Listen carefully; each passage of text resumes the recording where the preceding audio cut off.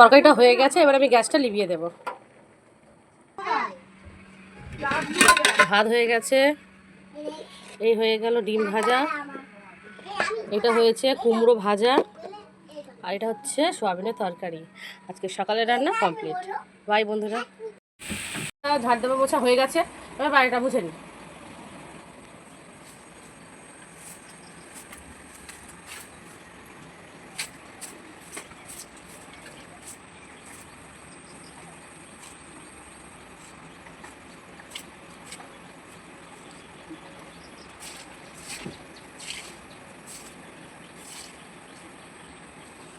বাইরেটা কি মেঘলা করেছে, বাইরেটা খুবই মেঘলা করেছে। বাইরে নাচাটা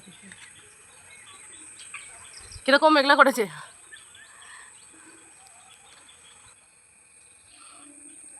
আমাদের আমাদের এখানে তো বৃষ্টি হয়েছে, আপনাদের ওখানে কি বৃষ্টি হয়েছে কমেন্টে জানান। আমি কোথায় যাচ্ছি দেখতে থাকুন।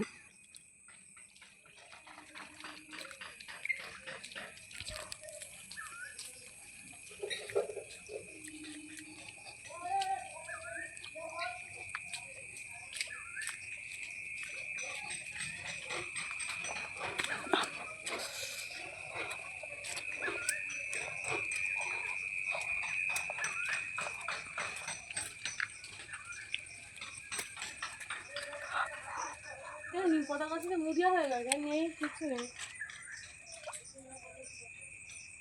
নেই তো।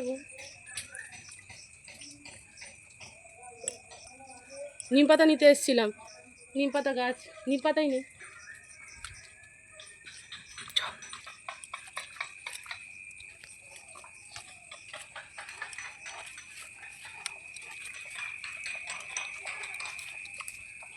বাবা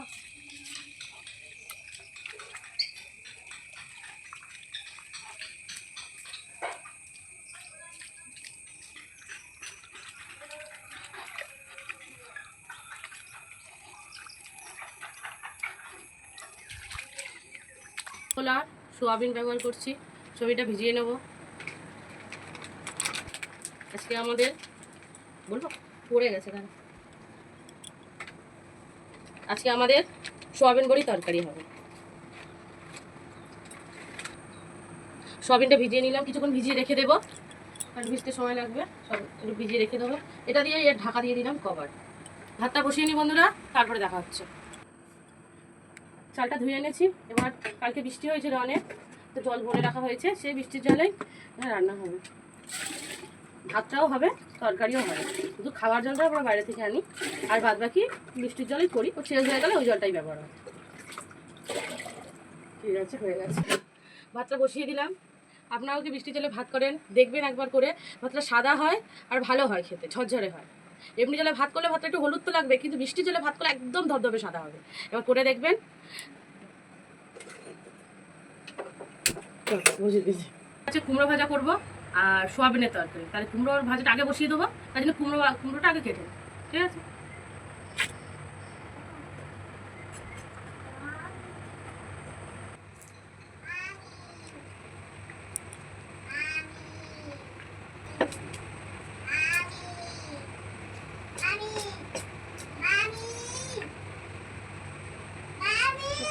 এরকম করে আমি পুরো কুমড়োটা কেটে নেব।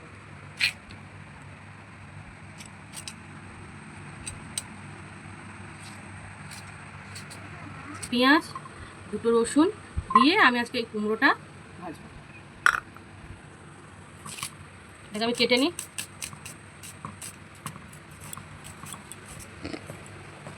এরকম করে কেটে নেবো এটাকে, রসুনটাকে কুচিয়ে নেব।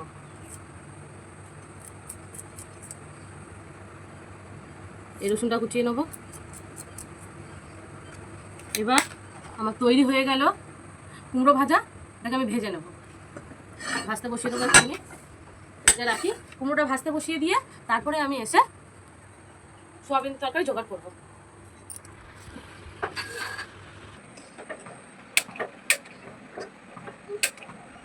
চালিয়ে দিলাম তেল দিয়ে। আমি সাদা তেল ব্যবহার করব ভাজাতে।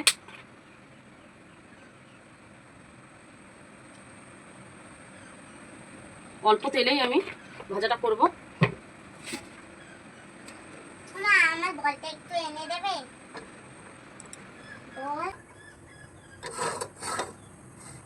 আর পেঁয়াজটা দিয়ে দিলাম, পাঁচ ফোড়নটা দিয়ে দিলাম এর উপরে।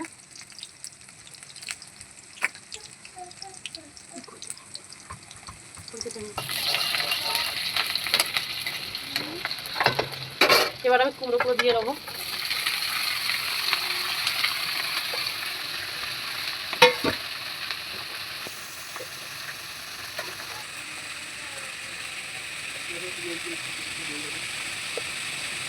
নুনটা দিয়ে নেবো।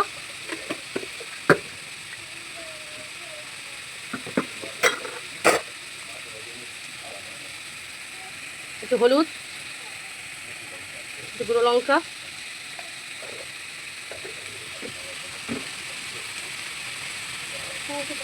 নেড়ে নেবো।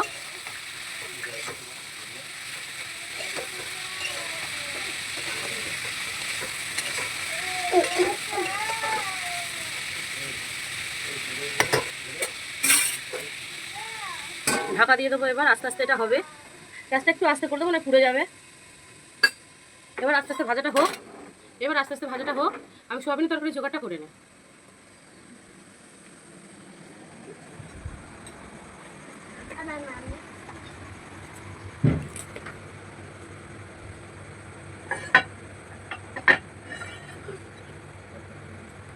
আলুটা ছোটো ছোটো করে কেটে নিয়েছি।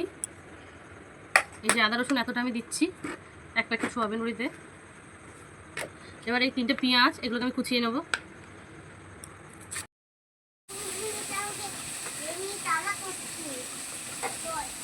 এবার ভাজাটা লাভিয়ে নেব।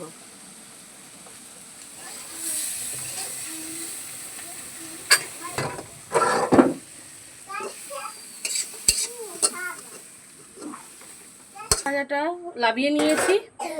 এবার কুমড়ো ভাজাটা রেখে দেবো এক সাইডে। ভাতটা হয়ে গেছে, আমি ভাতটা উপর করে দিয়েছি। একটু জিরে দিয়ে আর আদা রসুনটা পেস্ট করে নেবো।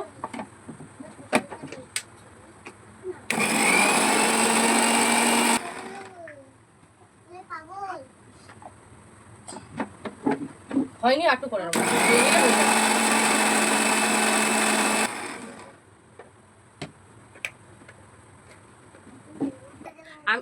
আমি সাদা তেলেই পুরো রান্নাটাই করব।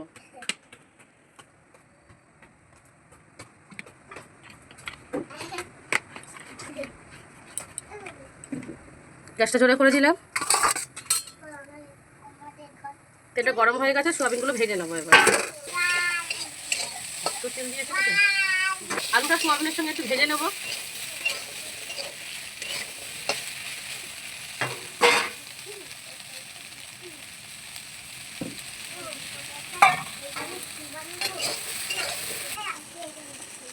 আলুটা এবার তুলে নেবো, আলু আর সোয়াবিনটা।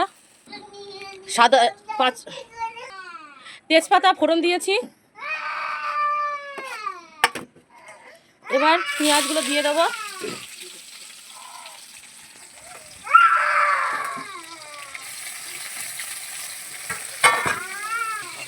পেঁয়াজটা একটু লাল লাল করে ভেজে নেবো।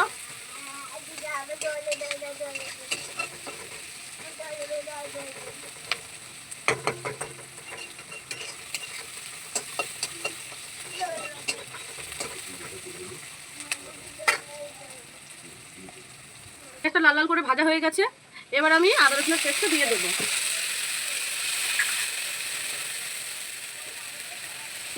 স্বাদ মতো নুন দিয়ে দেবো।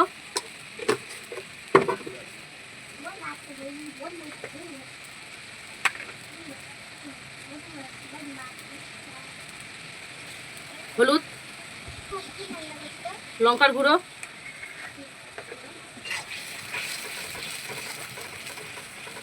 এটা ভালো করে কষিয়ে নেব।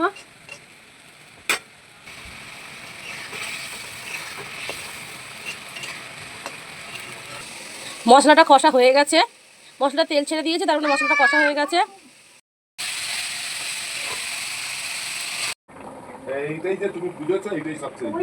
তরকারিটা হয়ে গেছে, এবার আমি গ্যাসটা লিভিয়ে দেবো।